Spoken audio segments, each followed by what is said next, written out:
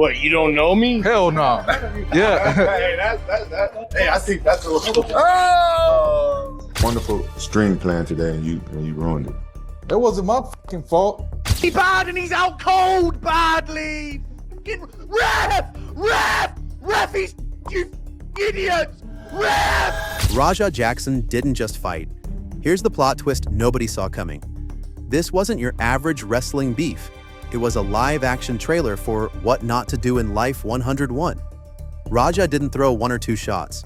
He turned his opponent into a human drum set, and the beat was nowhere near Billboard Top 100.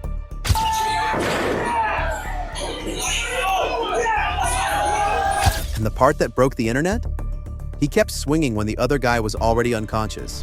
That's not strategy, that's binge-watching your own downfall in 4K. Social media exploded. Millions of views in hours with people arguing harder than Twitter fans, debating Drake versus Rick Ross features. To go, and he should have handled it a different way. I hope that him and his family are able to cope and be able to find a solution for everything. And obviously Syko Stu is a little bit better because everybody's kind of worried. Some said lock him up. Others called it heat of the moment. But let's be honest, if this were just any random hothead, there'd be no debate. Raja only dodged total cancellation because his last name carries fighter royalty. A single moment of rage turned him from Rampage Jackson's promising kid to Netflix true crime special candidate. And when Mark Henry speaks, people listen mostly because his voice sounds like a grizzly bear with a law degree. Dude that was messing with him bit off more than he can chew. And, you gotta be careful, one, who you mess with, and two, what kind of example are you as a veteran for inciting a ride with a kid? Mark shocked fans by partly defending Raja. His take? Stu pushed the wrong buttons. He argued veterans should know better than to tease younger guys who don't have the emotional brakes installed.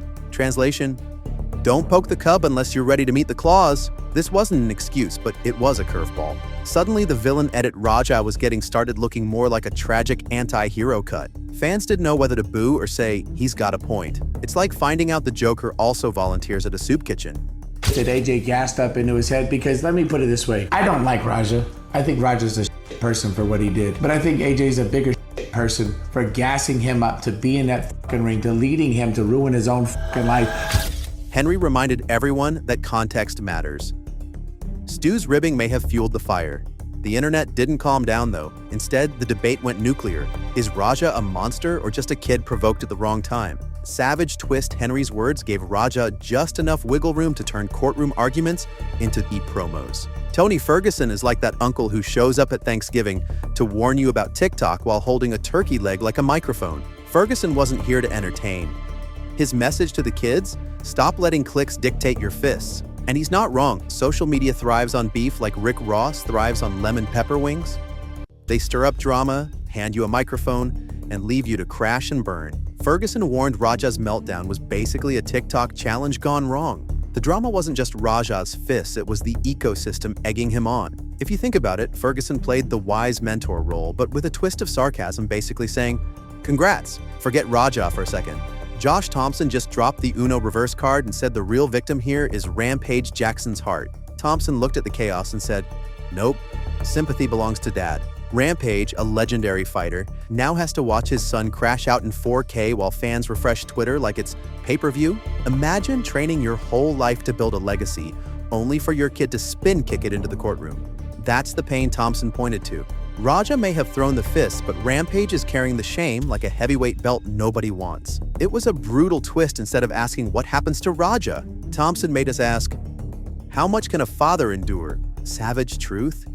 Sometimes the hardest punch isn't in the ring, it's watching your kid throw theirs at the wrong target. Every story's got that one side character who pours gasoline on the fire. Enter AJ Mana, the hype man nobody asked for. According to Big John McCarthy, AJ was in Raja's ear whispering sweet nothings like, go get your receipt. Now in wrestling lingo, that's supposed to mean return one shot. But Raja heard it like, turn this man into a cautionary tale. The irony? AJ himself was never known for finishing fights. Backyard scraps, lost. Street beef, avoided. Yet here he was, revving Raja up like a hype DJ before the beat dropped. So, when fists flew, AJ vanished into the background while Raja took center stage. And center blame. It's like your friend handing you a parachute, but it's actually a backpack full of bricks. The cheeky twist? If this were a movie, AJ would be the sneaky villain, but in real life, he's just... Doug Malawa said it best. AJ didn't just light the match, he handed Raja the flamethrower and yelled, "Go Picasso!" Malawa painted AJ as a puppet master, pulling strings, while Raja danced his way into disaster. The claim? AJ knew Raja had daddy issues and beef with Stu, so he egged him on, letting Raja do his dirty work. And here's where it gets spicy. AJ supposedly never threw down himself. Instead, he used Raja like a hired hitman, minus the paycheck, and plus a lifetime sentence risk. It's the classic sidekick betrayal, except nobody laughed, and the stakes were real. This shifted the blame game. Raja was guilty of the punches, sure, but AJ? He was guilty of architecting the whole circus. The crowd didn't boo Raja alone, they started booing the, "When your dad's Rampage Jackson, you expect him to throw punches, not accusations of racism at MMA Guru." Rampage clapped back at MMA Guru, who called Raja a dumb animal. Rampage's take? That wasn't criticism, that was coded racism. His point? Critique the act, not the person's humanity. And in 2025, nobody wants to see racial mudslinging mixed into an already messy case. But here's the plot twist: while Rampage fought the PR war, Raja fought silence in a hospital room.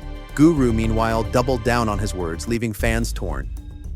Was it brutal honesty, or was Rampage right about the ugly undertones? The drama wasn't just in the ring, it spilled into culture wars. Suddenly, Raja's assault wasn't just a legal case, it was a conversation about race, respect, and responsibility. That's a storyline Hollywood couldn't write better. MMA Guru saw the backlash and said, "If being savage is a crime, book me for life without parole." Guru didn't apologize. Instead, he doubled down, calling Raja a dumb animal with no impulse control. His evidence?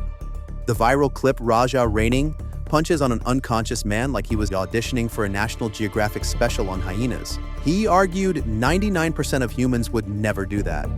And his savage take went viral, stacking millions of views. The twist? Guru wasn't just critiquing Raja, he was indirectly checking Rampage too by saying, "Your son ain't built like the rest of us." It was raw, ruthless, and yes, cheeky. But the internet loves a villain. And Guru leaned into the role so hard he practically trademarked it. Street fights don't come with warranties, and Raja just learned the hard way: no exchanges, no refunds, only prison time. Tim Welch and others pointed out the obvious. This wasn't boys being boys, this was potentially attempted murder. Once you keep swinging at someone unconscious, you're gambling with their life, and the house always wins. The scary twist? Raja might have top lawyers thanks to Rampage's pockets, but no amount of money can erase viral footage.